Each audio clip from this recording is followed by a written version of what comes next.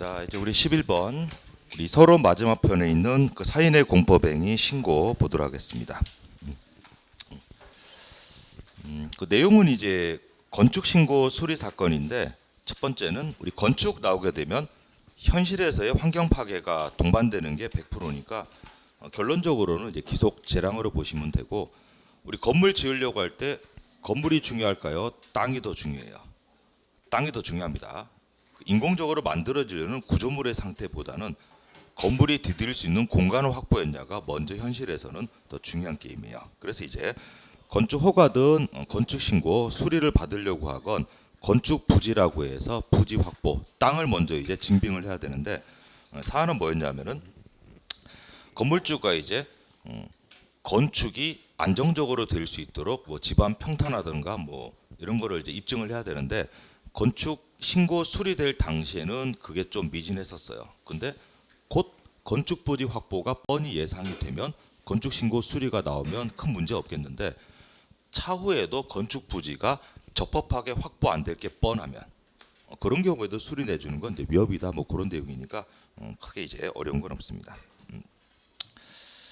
자, 그래서 이제 그 마지막에 보시면은 그 처분 당시 수리 처분 나올 때 건축주가 가까운 장래에도 토지 형질 변경을 받지 않거나 받지 못할 게 명백하다, 이런 게 이제 건축 부지 확보 요건이 미진하고 갖춰질 가능성이 없다, 그런 사항이야. 그러면 이제 해당 건축 신고 수리는 부지 확보라고 하는 수리 요건이 갖춰지지 못했는데도 나왔으니까 전부 다 적법이라고 볼 수는 없다. 전부 다 수리 처분은 위협이다, 이 말이야. 그래서 요건을 갖췄는데 거부하는 그런 사항이 아니고, 법정 요건도 못 갖췄는데 수리나 허가 나가면 전부 다 위협이다, 이제 그런 내용들이에요. 자, 12번 우리 행정행위로 오게 되면은 맨 처음에 나오는 게 기속행위하고 재량행위 구별이에요. 첫 번째, 자, 폐기물 처리 사업 계획서 적합 여부를 판별하는 방법. 그러면 이제 폐기물 처리 사업 계획, 그건 대규모 공사를 동반하는 사업이니까 요 계획 그러면 전부 다 적합 통보, 부적정 통보 전부 다 재량이다, 그런 뜻이에요. 자, 이제 기속행위 판례들도 최근 나오고 있으니까 같이 볼게요. 13번이 이제 판결문이 작년 우리 6월달에 나온 가장 최신 판례인데, 우리 결론적으로 판결문 쭉 보다 보면은 알아먹기 쉬워요. 자기 말만 하고 있어요. 자기 말만 하고 있습니다. 그 왜 그런가 하면은 판결문 자체가 모두를 설득시키기 위한 거예요. 원고 피고 둘한테 얘기하는 거예요. 원고 피고 두 명한테 얘기하는 거니까 1, 2, 3심 거치면서 쟁점 가지고 수십 번 서로 얘기했을 거 아니에요. 그러니까 그들이 이제 뻔히 알고 있다고 가정하고 거기에 대해서 이제 원고 피고 납득시키려고 나오는 게 판결문이고, 각각의 쟁점마다 구체적으로 어떻게 싸워왔는지는 우리가 모르는 상태에서 이제 봐야 되니까 그 쟁점만 딱 보게 되면 되게 좀 중의적 내지는 되게 불친절하게 이제 느껴지는 경우들이 많이 있어요. 그래서 이제 이것도 그런 내용인데, 자, 우리 사회복지 사업. 그 제가 기본 강의 때 뭐 농사마서 여러 말씀드렸는데, 이 사회복지 사업하시는 분들이 아름다운 분들만 있다, 이상한 분들도 많다. 이상한 분들 많습니다. 특히 이제 보조금 부정 수급 횡령은 어제 오늘 일이 아니에요. 그래서 이제 업체가 또 해먹다가 이제 걸렸어요. 그러면 이제 보조금을 환수 박탈하는 처분으로 이제 들어가요. 이때 이미 지급받은 보조금 전액을 환수 대상으로 하되, 이것만 딱 보게 되면은 줬던 보조금을 무조건 전액을 다 빼들어 오겠다, 이런 어감으로 읽혀지는데, 판례가 이 얘기하는 건 그게 아니고, 사회복지 사업한다고 아름다운 영혼으로 믿고 보조금 싣어줬는데 나중에 알고 봤더니 이상한 짓거리 많이 했으면 재량으로다가 그래 그럴 만한 사정이 있겠네라고 안 한다, 무조건 때려야 된다. 보조금 환수는 기본적으로 기속행위다라는 뜻으로 쓴 거예요. 그래서 일단 보조금 환수 처분은 할 수 있다, 해야 된다, 기속행위야. 대신에 이제 지금까지 줬던 전액을 무조건 다 환수한다. 그 중에서 원래 받았어야 되는 부분 말고 금액 부분에 대해서는 재량을 발동해야 된다. 금액 부분에 대해서는 재량을 발동해야 된다. 이제 그 얘기하고 있는 그런 표현이에요. 자, 사회복지사업법의 입법 목적 등등등을 여러 가지 모두 고려해 볼 때, 사회복지사업법 제42조 사망 단서는 1호, 2호 등의 이유가 있으면 이미 지급한 보조금의 전부 또는 일부의 반환을 명하여야 한다. 포인트는 환수를 명해야 된다. 보조금 환수 처분 자체는 기속행위다 이 말이에요. 기본적으로 돈 내라고 하는 거는 기속이다. 그런 카테고리예요. 자, 기속 의미로 해석이 된다. 그 다음에 이제 보조금 환수 처분은 이미 지급받은 보조금 전액을 환수 대상으로 하되, 이 말이 기속행위니까 일단 때리고 봐야 되고, 그러면 이제 기속으로 보조금 환수를 이제 명해야 된다. 여기는 보조금 환수 처분 할까 말까 그 여부의 문제를 얘기하고 있는 그런 내용이에요. 대신에 이제 하기로 했으면 그 다음에 어느 정도로, 이런 논리 구조니까 환수의 범위, 얼만큼 환수 금액을 정할지는 이제 여러 가지를 쭉 고려해서 개별적으로 액수를 결정해야 되는 재량이다. 이제 그런 내용이야. 정리해 보게 되면 항상 이제 할지 말지를 먼저 정하고, 그 다음에 이제 하기로 했으면은 어느 정도로, 그런 뜻이에요. 이 판례 결론은 보조금 환수를 명해야 된다. 그래서 보조금 환수 처분 자체는 기속이다 이 말이에요. 대신에 이제 어느 정도 금액을 정할지 환수 금액을 결정하는 건 재량이다, 그런 뜻이에요. 그걸 얘기하고 있는데 이제 표현은 되게 좀 불친절하게 혼동의 소지가 있는 것을 썼으니까 그렇게 알아두시면 돼요.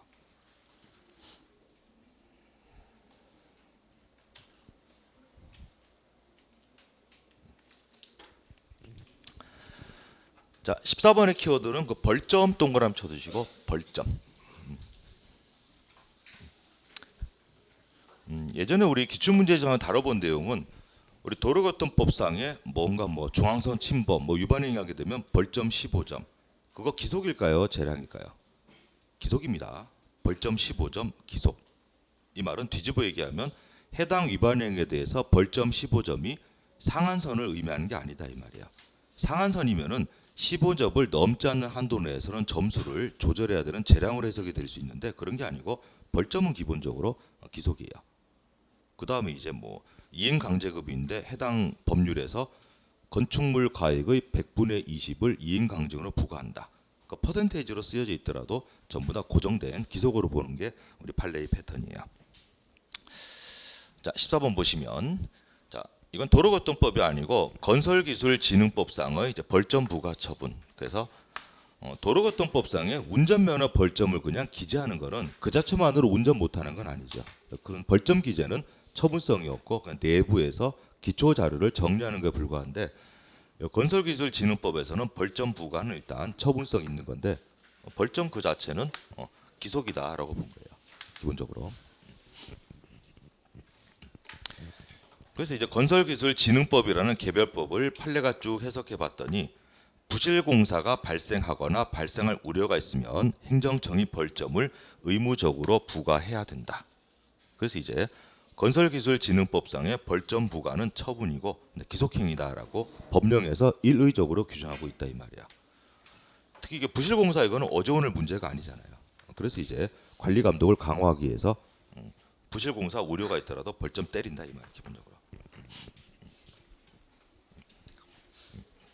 한 달은 안 되고 한 2, 3주 된 것 같은데, 저기 부산에서 그 반얀트리 호텔 짓다고 또 화재 나가지고 노동자 분들 많이 돌아가셨잖아요. 거기도 이제 뭐 머리 아프지. 그게 우리나라에 아마 최초 7성급 호텔 짓겠다고 하고 있어요.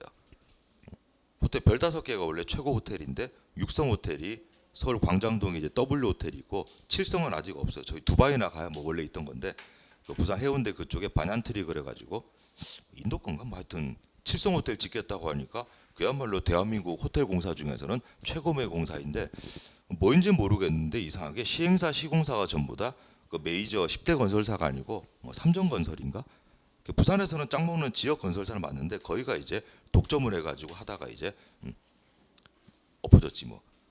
그래서 이제 호텔 완공이나 개장도 일단 딜레이가 되고 그 사후 수습도 문제이고, 이제 그런 게 전부 다 이제 너무 빨리 밀어붙이다가 이제 사단 나는 경우니까 건설기술진흥법은 관리 감독이 굉장히 이제 강화되어 있는 이제 그런 내용들이에요.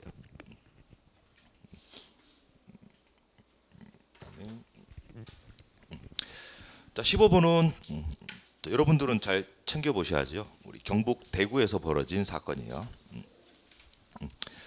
일단 국공립이건 사립이건 임용 나오게 되면 처분이에요. 교원 임용 그러면은 처분으로 보시면 돼요. 사립학교인데요. 그게 아니고 사립일지라도 교육이라는 거는 원래 교육부의 행정 권한인데 사립학교에게 교육 권한을 위탁시킨 거니까 그런 점에서 이제 사립학교 교원 임용은 처분으로 보면 돼요. 일하고 월급 받는 거야. 사립이니까 사법관계로 볼지라도 교육 권한을 행사하는 것 자체는 공법으로 봐요. 그래서 이제 우리 사립대학교 총장님도 공무스탁 사인 되는 경우 있다 없다? 있습니다. 그게 사립대학교 졸업식 할 때 총장님이 이제 학사나 석사학위 수여하는 거 원래 교육부 장관이 해야 되는 건데 사립대 총장들이 학위 수여라는 교육 권한을 위탁받아서 하는 거야. 그래서 우리나라의 학위 증명이 사립학교마다 다 달라요. 어차피 다 똑같아요. 똑같습니다. 그게 전부 다 교육 권한을 위탁받아서 행사하고 있는 모습이에요. 자, 박스 보시면 자, 첫 번째는 우리 재임용이 포인트예요. 자, 사립대학교 총장님이 교원분이 이제 임용 기간 끝나고 이제 재임용이 되고 싶겠죠. 그럼 재임용 할지 말지는 행정청의 기소개혁 재량이에요. 재량. 두 번째는 신규 임용 신청권은 없는 게 원칙인데 재임용 신청권은 조리상 인정됩니다. 그거 얘기하는 판례예요. 그래서 그러면 이제 남는 건 재임용도 재량이니까 임용권자가 교원이 갖춰야 될 능력과 자질 등 여러 가지를 재량껏 평가하면 되고 재임용의 경우에도 마찬가지예요. 이때 임용기간 만료된 대학 교원을 재임용할 건가 말 건가는 전부 다 임용권자의 재량이에요. 그 다음에 이제 대학 교원 기간 임용제에 의해서 임용돼 가지고 임용기간을 잘 채웠어요. 그러면 이제 사립대학교 교원은 자기가 재임용 될 거다라는 것에 관해서는 합리적인 기준에 따라서 공정한 심사를 요구할 권리를 가지는지 여부 적극. 이게 이제 재임용 신청권은 있다 이 말이야. 그 재임용 신청권은 재량을 요구하는 권리인데 나를 무조건 재임용 시켜내라예요. 임용할지 말지는 네 재량이지만 심사는 적절하게 잘해달라요. 심사는 적절하게 잘해달라. 재임용 신청권은 조리상 인정된다라는 걸 이제 복습하는 판례이고. 자, 사실관계는 기간제로 임용되었었던 대구 경북 과학기술원 교원에게도 사립대학교 정규 교원과 동일하게 재임용 신청권을 인정해 줘야 된다. 이제 그런 뜻이에요. 기본적으로.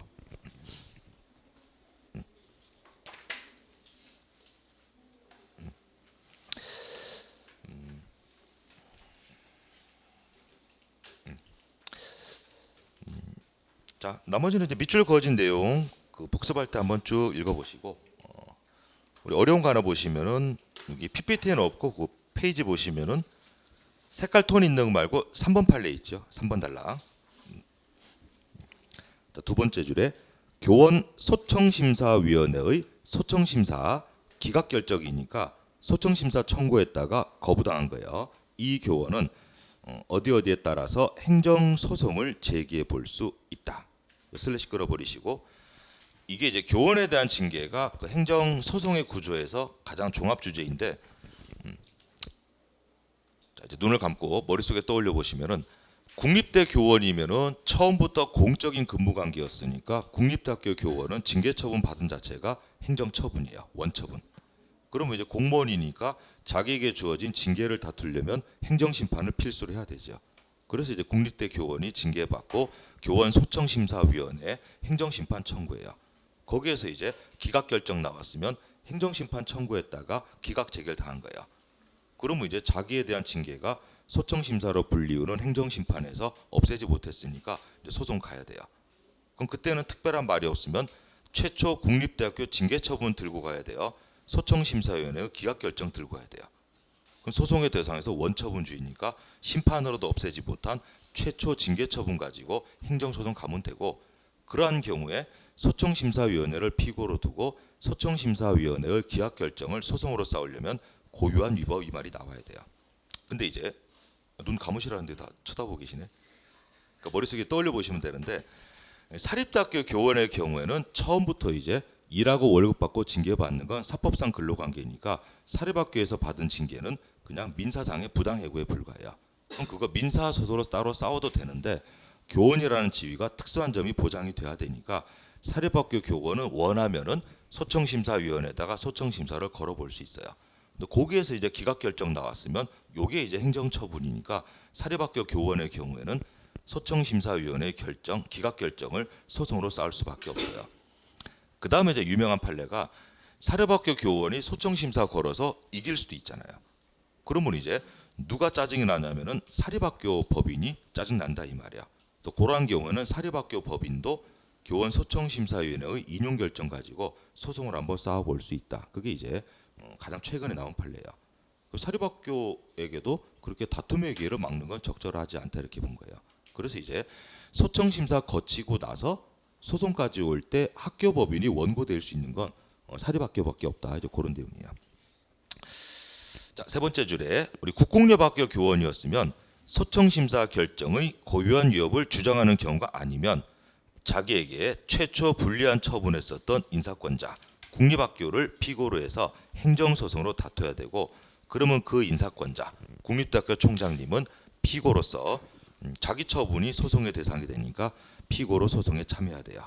슬래시 끊어버리시고 자, 사립학교 교원의 경우에는 행정소송하려면 어차피 싸울 수 있는 처분이 교원소청심사위원회의 기각결정밖에 없다 이 말이야. 그래서 이 경우에는 교원소청심사위원회를 피고로 해서 사립학교 교원이 원고가 되어서 행정소송을 제기할 수밖에 없다.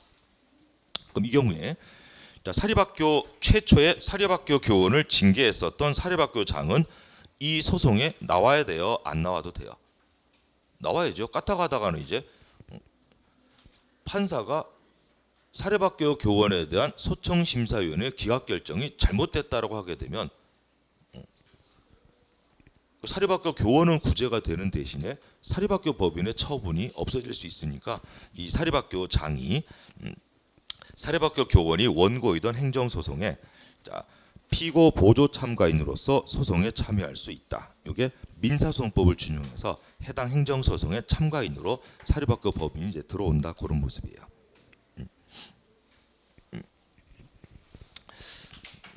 정리하게 되면 맨 처음에 이제 사립학교의 장이 사립대 교원분에게 징계 처분했어요. 이건 사립학교에서 벌어진 거니까 이 자체는 처분성이 없어요. 근데 사립대 교원이 원하면은 임의적으로 소청심사를 이제 청구해 볼 수 있어요. 그러면 이제 교원 소청심사위원회한테 가가지고 나에게 주어진 사립학교의 징계가 잘못된 거니까 나를 구제해 달라라고 청구할 수 있다 이 말이야. 그러면 이제 뭐 행정심판은 아니겠지만 뭐 구조는 똑같아요. 그럼 이제 위원회가 사립학교 장이 했었던 징계가 적절한지 아닌지를 심사해 본다 이 말이야. 그럼 이 소청심사의 피청구인은 누구예요? 당연히 심사 대상이 요놈이겠죠. 이 결과 지금 인용이 나왔다, 기각이 나왔다. 기각 결정 나온 거예요.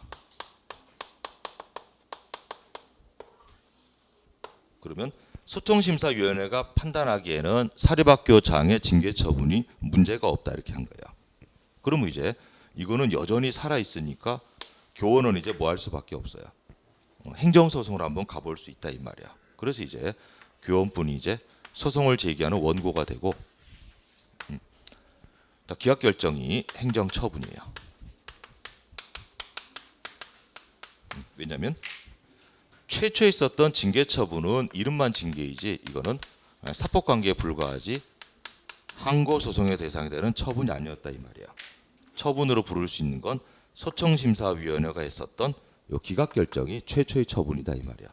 요 가지고 이제 취소 소송을 법원에다가 구하는 거예요. 그 빨간색의 소송의 원고는 사립학교 교원이니까 피고는 누구? 위원회. 여기에서 이거 잘못됐다라고 이제 없애버리게 되면 요 판결의 기속력에 의해서 요것도 이제 없어지게 돼요. 구제줘라 이런 거니까. 그러면 이제 사립학교장은 자기 징계 처분이 요 결과에 따라서는 이제 무력화될 수 있으니까 자기도 할 말 해야 돼요, 안 해도 돼요? 해야겠지. 그래서 이제 예전 소청 심사의 피청구인이었던 사립학교장이 요 소송에 이제 뛰어드는 거예요. 근데 이런 모델은 행정소송법에 규정이 있다 없다. 행정법에 규정된 소송 참가는 제3자의 소송 참가라든가 행정청의 소송 참가밖에 없고 이런 모델은 따로 정하지 않았으니까 이제 민사소송법 갖고 와서 소송에 참가한다 이렇게 보시면 돼요.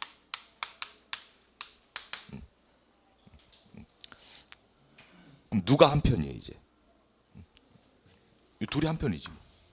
그래서 이제 이쪽이 피참가인, 이쪽이 참가인이 되는데 이런 참가 모델은 행정소송법에 규정이 없으니까 민소법 중용에서 피고인 위원회를 이제 거두는 이제 보조 참가 이렇게 불러요. 그래서 그 정도만 그냥 이해하시고 항상 국공립 교원인지 사립학교 교원인지 그 구별하셔가지고 그 연습해 두셔야 돼요.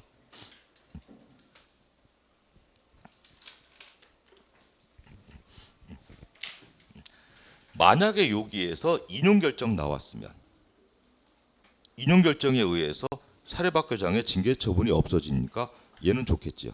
그럼 얘가 이제 원고가 되는 모습도 나올 수 있다 그런 뜻이에요.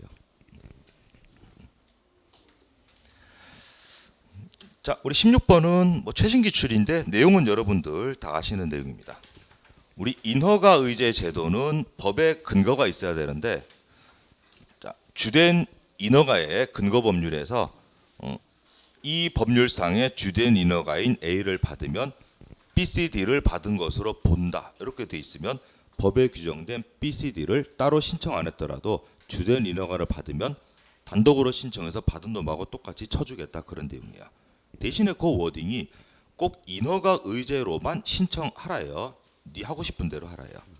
네 하고 싶은 대로 하라 그런 내용이야. 그래서 이제 전부 다 신청자의 절차의 간소화를 위해서 마련해둔 제도가 인허가 의제니까 어떤 개발 사업의 시행과 관련해서 인허가 근거 법령에서 절차의 간소화를 위해 관련 인허가 의제 처리할 수 있는 근거 규정을 뒀다. 이 규정이 사업 시행자가 주된 인허가를 신청하면서 반드시 관련 인허가 의제 처리로만 신청해야 될 의무가 있는 건 아니고 지 하고 싶은 대로 A, B, C, D 따로따로 해도 되고 그냥 인허가 의제로 처리 신청해도 되고 지 마음이다 그런 뜻이에요.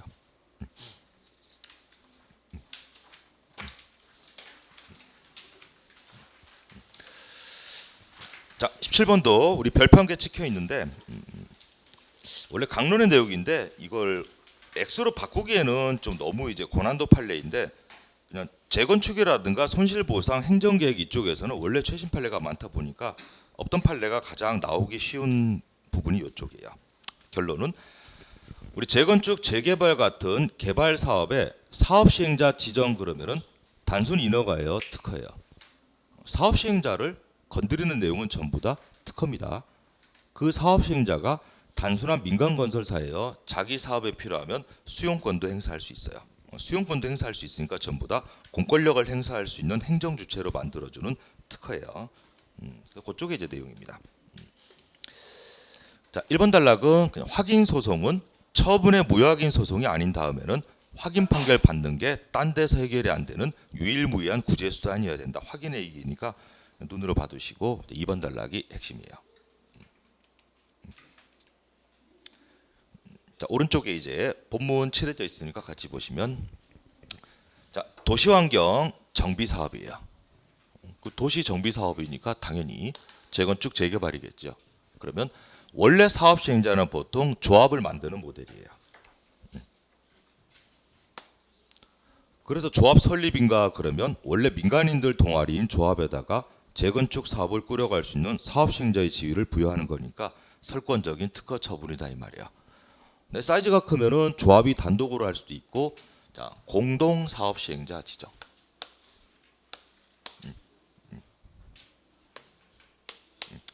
사업 시행자가 한 놈이 아니고 공동으로 두 놈이 할 수도 있다 이 말이야. 그게 이제 주택공사가 이제 같이 하려는 경우예요. 만약에 이 조합이 별거 없으면은 주택공사 단독으로다가 부지의 3분의 2가 넘어가면은 주택공사가 이제 토지 등 소유자 방식으로 자기가 사업 시행자가 단독으로 될 수도 있고 동네 사람들 모여 있는 조합이 할 수도 있고 둘이 같이 할 수도 있고 뭐 그런 문제들이에요.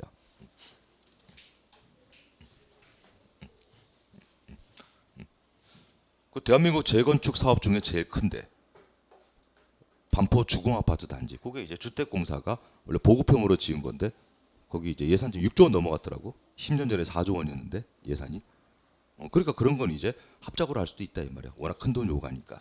그래서 이제 주택공사가 정부 요구 안에서 도시정비법상의 도시환경 정비 사업을 시행하는 목적법이 내에서 법률이 정하는 바에 따라 일정한 행정 작용을 행하는 행정 주체로서의 지위를 갖게 된다. 이게 사업 시행자로 지정되면 특허 사업자 행정 주체가 된다 그 내용이에요.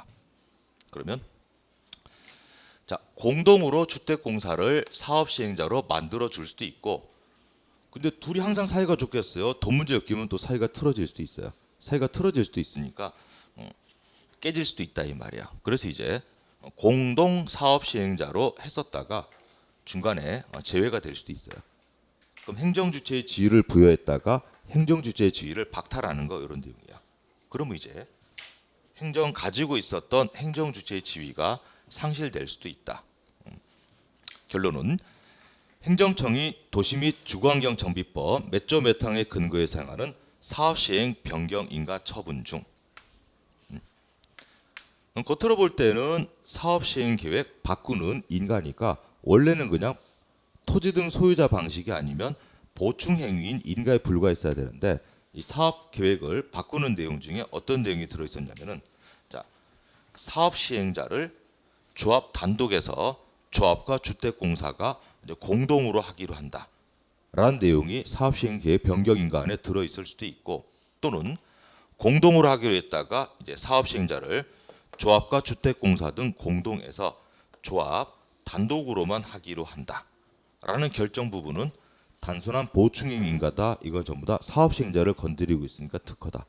특허다 그 말이야. 그래서 이제 얘네들은 전부 다 행정 주체로서의 지위를 부여하거나 상실시키는 일종의 설권적 처분의 성격을 가진다. 그렇게 한번 보시면 돼요.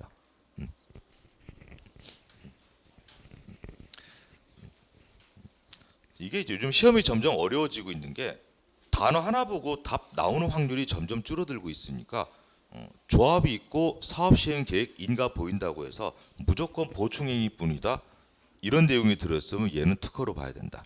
이런 내용 들어있으면 특허로 봐야 된다니까 진짜 키워드는 사업 시행자 그 단어예요. 자 그렇게만 보시면 되겠습니다. 자 18번은 우리 쉬운 내용이에요. 우리 영업 양도 그러면은 영업 넘기면 전주인의 위반 행위를 이유로 새로운 양수인에게도 제재를 할 수 있다. 전부 다 대물적인 처분을 전제하는 내용들이에요. 자 네모 보시면 분할하는 회사니까 거대 기업이 있다가 이제 쪼개는 거예요. 그럼 분할 전에 하도급 거래 공정에 관한 법률 위반 행위를 모기업이 저질렀고 신설 회사에게 모기업의 잘못을 이뤄 시정 조치를 명할 수 있나? 원칙적으로 소급 그랬으니까 안 된다요. 왜냐하면 잘못 저질렀고 책임지는 놈이 남아 있잖아요. 분할이니까 큰 덩치에서 이만큼 잘라냈으니까 얘가 그대로 책임지면 되니까 이제 꼬맹이 신설회사한테 뭐 과징금이나 시정 조치는 하지 말라. 그게 이제 기본 취지니까 그렇게 한번 봐두시면 돼요.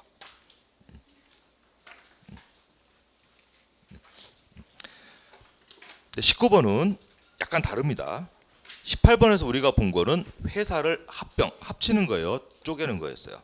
쪼개는 거였으니까 책임질 놈이 남아 있을 수 있는데 19번은 쪼개는 게 아니고 합병이에요. 흡수 합병. 그 벌점이 승계되는가 동그라미 해두시면 돼요. 적극.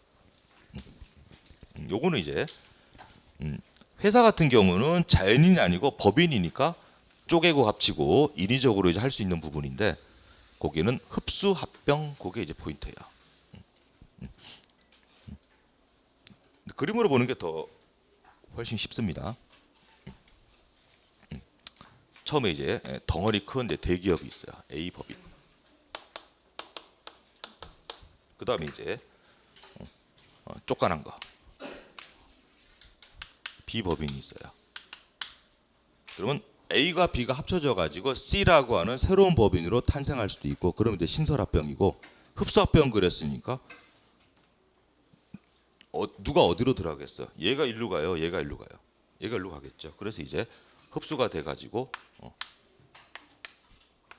B 법인이 요게 먹혔다 이 말이에요. 그럼 얘가 잘못해가지고 벌점 받은 거면 이제 그 벌점은 누구한테 인수된다? A 법인이 그대로 이제 벌점 받으면 된다. 뭐 별거 없으니까 그렇게 하지 않으면 법인 쪼갰다 합치면서 계속 이제 제재 처분을 회피하려는 수단으로 쓰여질 수 있으니까 하여간 책임질 놈이 있으면 그 놈한테 간다 이렇게 보시면 돼요. 그래서 이제 이쪽 법인이 갖고 있었던 벌점도 이쪽으로 승계가 된다 이 말이에요. 그러면 이제 A 법인이 이제 먹었으니까 벌점도 그대로 승계한다 그런 뜻이에요.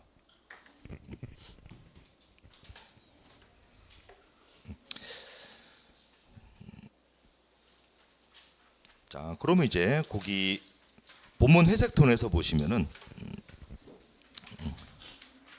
네 번째 줄에 뒤에 나오는데 자, 관계행정기관의 장에게 입찰 참가 자격 제한 및 영업 정지를 요청하기로 공정거래는 결정했는데 입찰 참가 자격 제한 요청은 항고성의 대상인 처분이에요.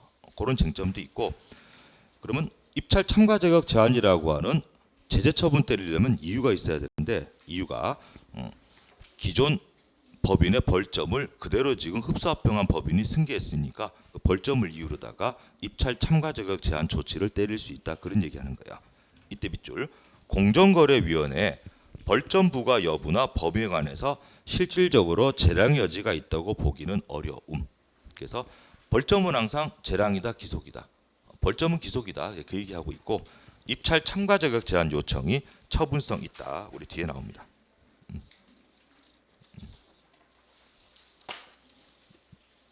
자, 20번. 자, 우리 20번하고 21번이 우리 공정력과 선결 문제라고 해서 우리 행정법 총론 구제 중에서는 제일 어려운 부분이에요. 결론은 효력을 부정하는 취소는 아무나 다 할 수 있다. 취소권자만 할 수 있다. 취소는 이제 취소권자 행정법원에서만 할 수 있는 것이고 확인하는 건 그런 거는 이제 민형사법원에서 위법성 확인은 된다. 이제 그런 내용이야. 자, 20번 사례 그 제목 보시면은 판결 끝에 부당이득금 나와 있으니까 부당이득 반환이니까 이건 위법성 확인하는 문제예요. 처분을 취소시켜야 되는 문제예요. 처분을 취소시켜야 되는 문제니까 취소는 함부로 못한다 그 얘기하는 거예요. 자, 국민건강보험공단이 요양급여 비용 지급 결정을 취소 안 한 상태니까 요양급여 지급 결정 처분이 살아있는 상태이고 그러면 이제 이 지급 결정에 의해서 받은 돈이 아직은 부당이득이 아니니까 곧바로 부당이득 반환을 청구할 수는 없다 그 얘기하고 있는 거예요. 또 요양급여 비용 지급 결정 돈 받을 수 있는 자격을 만들어주는 처분이야. 이게 취소가 안 돼 있는 상태에서 섣부르게 요양기관을 상대로 지급 결정에 기초해서 받았던 요양급여 비용 상당 부분을 부당이득 반환을 요구할 수 있나? 원칙적으로 안 된다 그런 뜻이에요.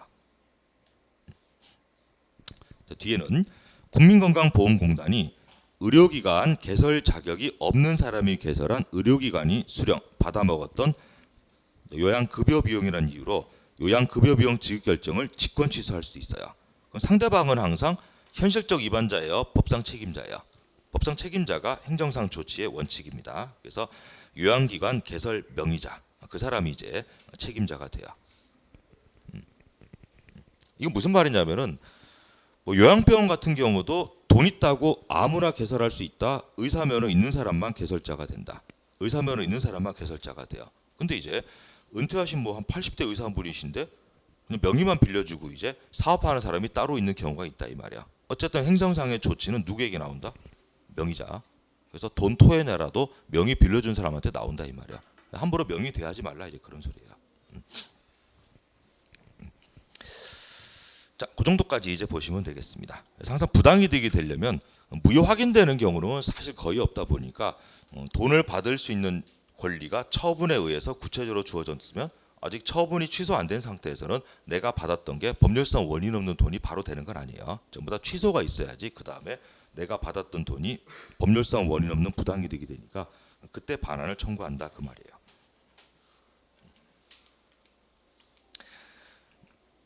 자, 21번은 우리 공정력과 선결 문제인데 요거는 이제 확인하는 문제예요. 내용은 쉽습니다. 자, 본문 해석본 보시면은 명령 위반 죄 고쪽 내용이에요. 자, 지방자치단체 장인 시장님이 내린 운행 정지 명령을 위반해서 자동차 운행했다는 이유로 자동차 관리법에 따른 처벌을 하기 위해서. 이제 포인트 되는 단어가 명령 위반. 이 명령 위반에 대한 대가가 처벌 그랬으니까 범죄로 처리하는 그런 내용이야. 이게 명령 위반 죄 사건. 그러면 명령 위반죄 유죄로 다스리려면 최초 명령이 적법한 명령이어야 위반한 게 죄가 되는 것이고, 운행 정지 명령이 꼭 무효는 아닐지라도 위헌 명령이면은 죄가 된다 안 된다. 죄가 안 된다 그런 구조예요. 위반죄는 성립할 수가 없음. 명령 위반죄에서는 꼭 명령이 무효인 경우에 하나는 게 아니고 유효일지라도 취소 사유 있으면 위협이지만 유효이니까 위협인 명령이면 명령 위반죄는 안 된다. 이제 그 소리 하는 거예요.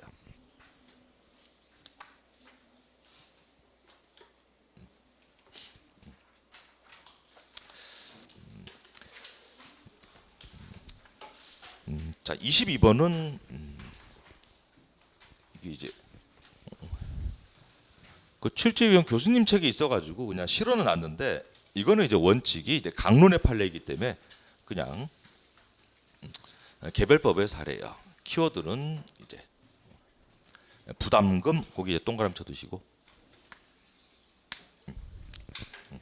우리 부과금이나 부담금 이게 부과금이 있고 부담금이 있고 분담금이 있는데 이거 오락가락합니다. 혼자 정리하시면 안 돼요. 그는 이론이나 학계나 실무에서 통일이 안 돼 있어. 버스 타다 이렇게 보다 보시면은 속이고 과라로 버스 탄 놈 뭐 50배 부과금이라고 쓰여진 데도 있고 어떤 데는 부과금이라고도 돼 있어요. 통일 안 돼 있다. 그건 전부 다 이제 실무 파트에서 논해지고 있는 강론의 영역이니까 우리는 용어에 신경 쓸 필요 없어요. 그럼 전부 다 강론이니까 이거를 다루는 일반법이 있다. 전부 개별법에서 정하고 있다. 개별법이 정하기 나름이고 개별법의 이름이 뭐인가에 따라서 부과금인지 부과금인지 뭐 분담금인지 부담금인지 오락가락한다 이 말이야. 근데 요거는 이제 수도법에서 이제 개별 규정을 둔 내용인데, 개별법에서 부담금 이중부과 원칙을 개별법에서 규정을 한 거예요.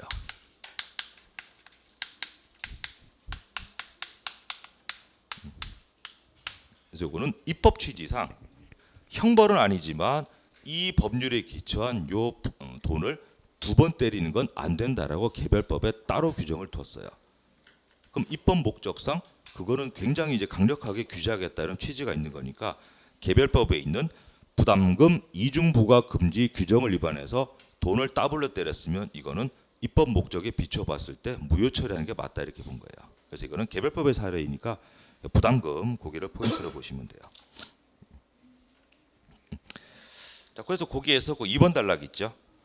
자, 시설 분담금, 부과금 법률에서 왔다 갔다 하고 있는데, 자, 밑줄 부담금 이중부과 금지 원칙을 위반했다. 이건 개별법에 규정을 대놓고 위반했고, 입법 취지상 이 경우에는 이중으로 돈 내라고 나온 건 하자가 중대하고도 명백하다고 봐야 된다. 무효 처리된 그런 내용이에요.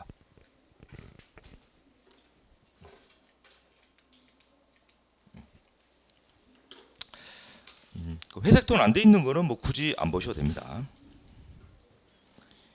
23번은 이제 기출 벌써 여러 번 됐어요. 키워드는 과세 전 적부 심사. 세금 부과 전 예정돼 있는 세금 부과가 적절한지 부적절한지 심사하는 제도인데, 이것도 세법의 입법 목적상 이거 무조건 거쳐야 되고, 과세 전 적부 심사 안 거치고 나오는 세금 부과는 역시 무효다라는 판례가 있어요.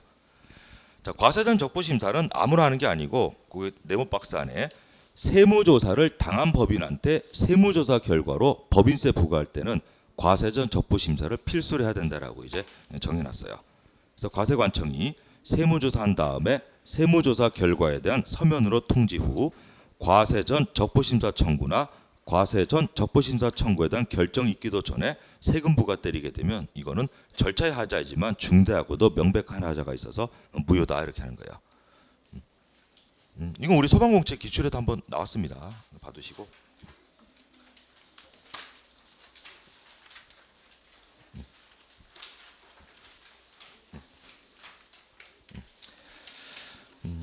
자, 24번은 이제 그냥 눈으로 가볍게 보시면 돼요. 이게 처분 당시를 기준으로 누가 봐도 잘못됨이 명백한 하자까지 있어야 무효로 할 수 있다. 이게 우리 판례 입장인데 딱 보더라도 말도 안 되는데 처분했으면 그건 무효. 근데 딱 보면 바로 알 수가 없고 사실관계를 자세히 조사하여야 하자가 발견될 수 있는 경우 그러면 딱 보면 모르는 거니까 그건 명백한 하자가 아니기 때문에 취소 사유다. 이제 그런 내용이에요. 자, 국어 읽기 능력이니까 보시고. 자, 25번은 우리 이제 별표 한 개 두시고. 자, 행정기본법의 이의 신청 내용입니다. 첫 번째는 공공기관의 정보 공개에 관한 사건이니까 전형적인 처분이죠.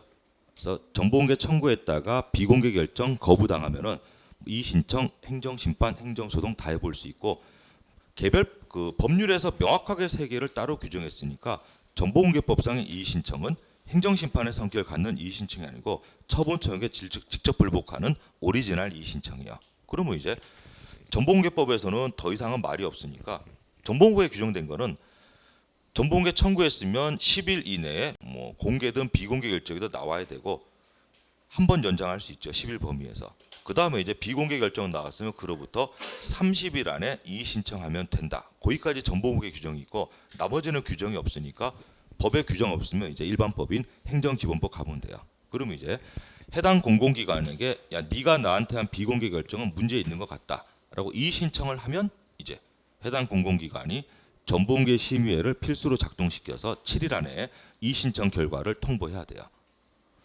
근데 이의 신청 귀하의 이의 신청 결과 우리가 심의해 보았지만 우리의 비공개를 그대로 유지합니다. 그러면 이제 그거 받고 나서 며칠 이내이면 심판이나 소송 걸 수 있다.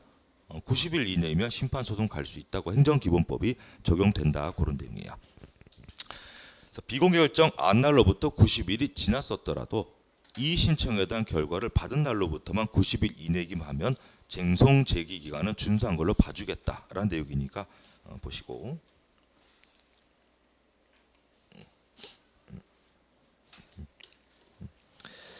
자, 26번도 우리 법률 여부 원칙에 당연한 내용을 얘기하고 있으니까 읽어보시면 되겠습니다. 항상 법률에 근거한 규율이면 되고 꼭 법률로서만 기본권 제한을 해야 되는 게 아니다. 그래서 이제 위임의 한도 내에서는 시행령 시행규칙도 국민의 기본권을 제한하는 근거가 될 수 있다. 이제 그런 내용이에요. 자, 27번도 보시면 자, 우리 지방자치단체가 원래 지방자치단체의 자치사무를 정하는 조례일 때는 위임 없어도 돼요. 근데 키워드는 주민의 권리를 제한하거나 의무 부과에 관한 사항을 조례로 만들 때는 법률의 위임이 있어야 됩니다. 근데 이때 위임은 구체적 위임이어야 돼요. 포괄 위임만으로도 돼요. 포괄 위임만으로도 돼요. 근데도 포괄 위임도 없으면 이제 이 해당 조례는 하자가 있고 무효 처리된다. 이제 그런 내용이에요.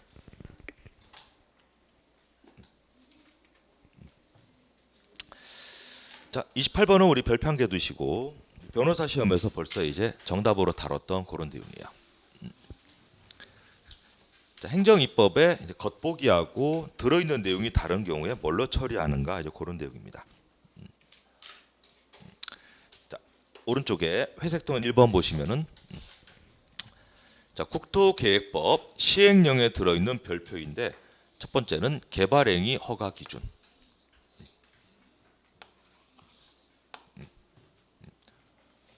그럼 첫 번째 우리 시행령에 들어있는 처분 기준은 뭘로 봐요?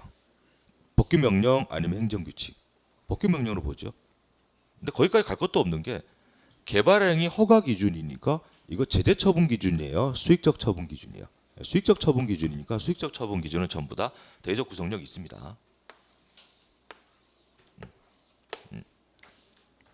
자, 그다음에 이제 근데 국토계획법 시행령 56조 사항에서 어떤 내용을 정했냐면은 국토부 장관이 대적 구속력 있는 개발행위 허가 기준에 관한 더 세부적인 놈은 네가 정해 이런 식으로 이제 세부적인 검토 기준을 따로 정할 수 있다 이렇게 돼 있어요. 그래서 이제 여기에 따라 국토부 장관이 자, 훈령이란 외모로다가 개발행위 허가 운영 지침이라고 따로 발동을 한 거예요. 그러니까 시행령에서 이제 개발행위 허가 기준을 얘기하면서 여기에 관한 세부 검토 기준은 뭐 장관이 정한다 이런 식으로 이제 위임 규정이 있으니까 장관이 훈령의 외모에다가 개발행위 허가 운영 지침을 내렸어요. 그래서 훈령 지침 이렇게 돼 있으니까 겉으로 보기에 법규 명령이다, 겉으로 보기에 행정규칙이다. 얘는 이제 겉으로 보기에 행정규칙. 그럼 내용을 봐야 되는데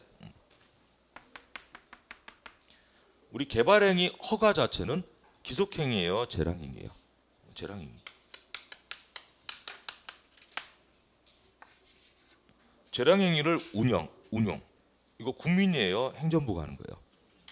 재량심사 통해서 개발행위 허가 내줄까 거부 때릴까 운영 지침 이게 재량준칙이에요. 재량행위의 공무원 업무 운영 기준 업무 지침. 그래서 빨간색은 법규 명령의 성질이 있다, 행정규칙에 불과하다. 재량준칙이니까 당연히 행정규칙에 불과하다 이 말이야. 자, 그래서 이제 맨 끝에 이거는 재량준칙에 불과해서 대적 구속력이 전혀 없다 이 말이야. 그럼 결론은 이거 판례니까 누군가가 소송을 제기했을 거고, 그러면 개발행위 허가가 소송의 대상이면 인근 주민들이 환경 파괴 이유로 소송 걸었을 거고, 반대로 보통 이제 거부당한 건설업체가 소송 제기했겠죠. 그러면 해당 소송의 대상인 처분이 위법인지 적법인지를 판단하는 기준은 녹색이다, 빨간색이다. 녹색 가지고 이제 소송 대상의 위법성을 판단해야 된다 그런 내용이니까 특별한 건 없어요.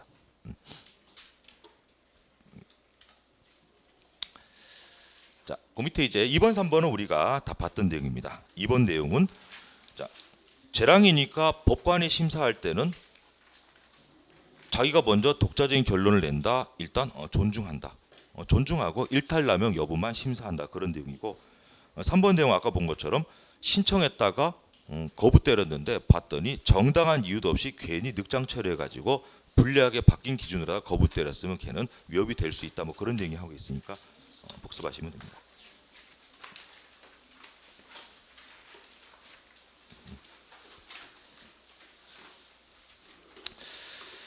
자, 29번도 우리 작년 바로 7월에 나온 가장 최신 판례예요. 8월 이유는 없습니다. 솔직히 뭐 23도 7월 것도 해야 되는지 의문은 있지만 저기 그 법무부 산하의 그 로스쿨 위원회에서 그 출제 지침을 발표한 게 헌법행정법을 이제 공법이라고 부르는데, 그 출제위원들이 재작년부터 시험 직전 6개월까지는 내지 말자라고 본인들이 명시했어요. 그 범죄를 다루는 그런 급박한 영역이 아니기 때문에 뭐 시험 한두 달 전까지 내는 거는 좀 그렇다 그래가지고 시험 실시 6개월 전 직전 판례들은 내지 말자라고 공식적으로 합의했으니까 우리도 뭐 거기에 따르면 되는 거지 뭐. 로스쿨 시험에서 안 듣는데 뭐 우리 시험에다가 1월 달 거 내고 이러면은 그 뭐 누가 알겠어 솔직히. 그래서 이제 거기 맞춰서 한 7, 8월 정도까지는 받으셔도 할 건 다 한 거다 이렇게 보시면 돼요. 자, 이제 공법상 계약의 판단 기준인데 거기 1, 2번은 이제 넘어가시고 3번은 보시면 이것도 강론의 내용이에요. 이게 이제 매매 계약이라고 해서 또 무조건 사법상 계약만 있냐? 꼭 그런 게 아니에요. 그 보시면은 지방의회의 의결까지 봐야 되는, 자, 따옴표 중요 재산. 보통 지방자치단체 소유의 재산이 공유재산인데 공유재산 중에서 일반 재산이면은 그 대부 매매 자유롭게 할 수 있죠. 사법관계니까. 근데 이거 3번을 가만히 보시면 이거 지자체가 단독으로 입찰 경매열어 가지고 팔 수 있어요. 지방 의원들의 의결까지 받아야 돼요. 이건 법에서 따로 정해둔 거겠죠. 그래서 이게 강론의 이제 지방자치법의 내용인데 그 법률에서 중요재산이라고 명시했어요. 그러면 이제 지방의회 의결까지 거쳐야 되는 정도이면 취득하거나 여기 나오는 처분이 매각이에요. 이거 할 때 지방의회 의결을 받아야 돼요. 근데 이런 거 받지도 않고 중요재산에 대한 매매 계약을 체결했으면 계약의 하자는 무효다 그걸 얘기하고 있고, 이런 사이즈의 매매 계약은 단순한 사법상 계약이 아니고 공공계약이 아니고 이건 공법상 계약이에요. 그 지방자치단의 중요재산. 예를 들면 뭐 대구시 요즘 돈 많아요? 돈 별로 없어요. 몇 년 동안 건설공사 너무 많이 해가지고 돈이 없잖아요. 그 돈 되는 걸 만들어야 되겠는데 팔공산 대한민국에 판다 그러면 홍준표 시장님 마음대로 할 수 있어요. 이건 지방의회 의결을 거쳐야 돼요. 당연히 지방의 의결을 거쳐야 돼요. 그래서 이제 803 정도 사는 거는 사기업이 살 수는 없을 거니까 국가하고 이제 공법상 계약으로 지자체 중요 재산을 이제 국유화시킬 수 있는 그런 내용이고, 이건 기본적으로 공법상 계약이에요. 대신에 이제 공법상 계약도 법에서 요구하는 절차가 있으면 그걸 따라야 되는데, 지방 의회가 반대할 게 뻔하니까 그거 묵살하고 단독으로 매매 계약 체결하는 건 계약의 하자가 있고 무효다, 이제 그런 식이에요. 자, 그 정도만 봐두시고요. 자, 우리 30번 보고 잠깐 쉬겠습니다. 자, 30번은 쉽습니다. 여기 이제 문재인 대통령 인기 다 까먹은 결정적 계기 중에 하나예요. 보시면 두 번째 줄에 담보대출 금지 조치. 제 친구도 사업하는 친구 둘이가 이제 옛날에 한 십몇 년 전에는 그 좀 뭐 기버준 씨 이래가지고 뭐 나는 꼼수다 이래가지고 이명박 대통령 막 비판할 때 열렬한 매니아였다가 나중에 봤더니 전부 다 이제 극우로 다 클릭을 했더라고. 근데 결정적인 계기가 나의 삶에 지장을 주기 때문에 그래요. 왜 그런가 봤더니 그 문재인 대통령 부동산 대출 정책을 갖다가 너무 이상론을 펼치다가 이제 현실이 완전히 이제 망가져 버리게 됐는데, 그때 봤더니 사업하다가 이제 뭐 코로나 때문에 잘 안 되는 것도 있고, 그 한 놈은 이제 아버지 조경업체 물려받아 가지고 하고 있는데 건설 수주도 안 되고 뭔가 안 좋으니까 회사 문 닫을 수는 없으니까 그 직원들은 뭐 좀 눈치 보이겠지만 직원들은 좋겠지 뭐. 공사가 안 벌어지는데 뭐 그런다고 자를 수도 없으니까 계속 월급은 줘야 되니까 회사 돈 받아나면 이제 자기 돈으로 이제 메꾸다가 안 되면 이제 자산 팔아가지고 돈 만들어서 일단 인건비 주다가 이제 좀 경기 풀리면 이제 사업 다 가지고 또 해야지. 돈이 이제 말리니까 이제 하려고 했는데, 그 회사 이제 조그만 농장이 서울 양재역 저 끝쪽에 이제 그 산자락 끼고 거기 있었는데 그거 담보대출 받으려 했더니 안 나옴. 팔려고 했더니 팔리지도 않아. 그러니까 안 되니까 자기 집이 이제 담보대출 받으려고 했더니 주소가 이제 서울 서초구에 있다고 그것도 안 돼. 그러니까 정부가 사기업한테 해주지 마 이렇게는 안 하죠 기본적으로. 우리나라는 관치금융이 아니고 공산주의가 아니잖아요. 그 전부 다 이제 사기업들이니까 정부 정책에 이제 따르면 되는 건데, 정부가 정책을 낼 때 대출 해주지 마 이런 식으로 안 해요. 근데 이제 고급이다, 서초, 강남, 송파 3구에 있다 그러면 대출을 좀 해주지 않았으면 좋겠어라고 권고사항으로 내려오는데, 사실상 우리나라 은행원들이 자율적으로 못 하잖아요. 그 어차피 눈치 볼 수밖에 없으니까 그 권고로 받고 전 은행에서 대출 동결이에요. 그래서 이제 이거는 사실상 겉으로 보기에는 정부가 금융기관들에게 하달한 행정지도의 의무지만 사실상은 안 따를 수가 없는 권력적 사실행위다 이렇게 본 거예요. 그래서 초고가 주택을 구입하기 위해서 담보대출도 안 돼라고 이제 정부가 은행에게 이제 권고사항인데, 이건 사실상 헌법 소원으로 다툴 수밖에 없는 행정지도, 이게 권력적 사실행위다 이렇게 본 거예요. 그러니까 이런 하도 안 돼가지고 이제 제 동생이 이제 국민은행 은행원인데 어차피 거기는 뭐 거의 뭐 정부 공무원에 준할 정도의 보수적인 마인드니까 절대 안 되고, 그래서 이제 이것도 안 되고 하다가 이제 제가 옛날에 이제 그 이름 한 글자도 틀리게 한 놈으로 예를 드는 그 류재영이라는 놈이 이제 기업은행이 있는데, 그 옛날 이름이 이제 중소기업은행이에요. 그쪽에서 이제 정부 자금 같은 거 많이 취급하니까 간만에 만나가지고 이제 술 한잔 먹으면서 대출 좀 뚫어줘라 이렇게 했는데, 걔가 이제 그 친구 얘기하는 게, 근데 이게 자기도 해주고 싶은데 왜냐면 땅을 담보로 잡히니까 돈 뛸 염려는 없잖아요. 해주고 싶은데 정부에서 내려온 지침이 하여튼 IT 청년 사업 이거 지원한다 해가지고 그 노가다 땅 파는 사업은 거의 안 된대. 그래서 이건 진짜 힘들다. 자기가 뭐 심할서스를 각오하고 해줄 수도 없고 해드리고 싶은데, 그러다 그놈이 이제 정부 정책 자금 많이 다루니까 팁을 주더라고. 형님 이건 안 되는데, 그 문재인 정부가 이제 잘한 게 뭐가 있냐면은 청년 창업에 대해서는 지원책이 굉장히 많대요. 그래서 이제 한 2번까지는 말아먹어도 얼마든지 재기할 수 있을 정도, 자기 돈 한 푼 없이 한 3번까지는 사업할 수 있는 정책을 많이 만들어놨대. 그거 활용하세요. 그 눈먼 돈이니까 쓰지 않으면 이제 다채간다. 어떻게 하면 되냐 그랬더니 저희 나이가 있으니까 형님 뭐 믿을 만한, 동생은 몇 살이에요? 동생 41. 나가리인데 30대 없어요. 그래갖고 자기 막내 처남이 이제 39이래요. 됐어요. 일단 창업주가 30대까지가 한도니까 30대 이제 사장으로 대표이사 세우고, 두 번째가 이제 지방자치단체 균형 발전 및 IT만 들어가면 되는데 사업 계획서에.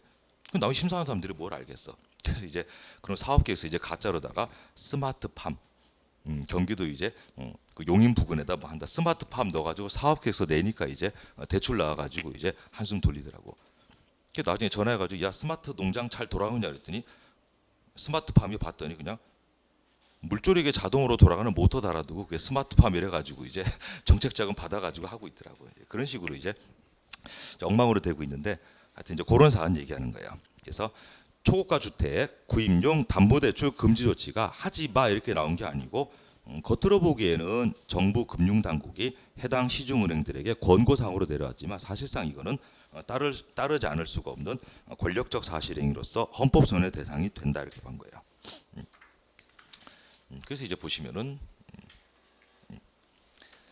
그 밑에 회색 톤이 있죠. 거기 보시면은 이게 이제 이 사건 조치는 비록 행정 지도의 형식으로 이루어졌으나 일정한 경우 주택담보대출을 금지시키는 것을 내용을 하고 있기 때문에 밑줄 규제를 가하는 성격이 강하다. 그리고 부동산 가격 폭등을 막겠다는 정책이 워낙 강하게 작동이 된 거예요. 심지어 이게 무서운 거죠. 준수 여부를 확인하기 위한 현장 점검반 운영이 예정돼 있다. 이런 것 때문에 은행원들이 이제 말은 공고사항인데 은행에 이자 수익이 높아짐에도 불구하고 못 해주는 이유가 쳐들어가지고 현장 점검까지 한다 그러면 이건 말만 권고이지 사실상 강력한 하명이나 다를 바 없다 이런 내용이에요. 결론은 규제를 가하고 구속적 성격을 아주 강하게 갖는 행정지도니까 밑줄 헌법소원의 대상이 되는 공권력 행사다 이렇게 본 거예요. 일반 국민에게 직접 하는 건 아니었기 때문에 처분성은 없는데 은행, 금융기관들의 자유권을 해치는 헌법소원의 대상이다 그렇게 본 거예요. 자, 수고하셨습니다. 우리 잠깐 쉬었다가 나머지 마무리하고 끝내죠.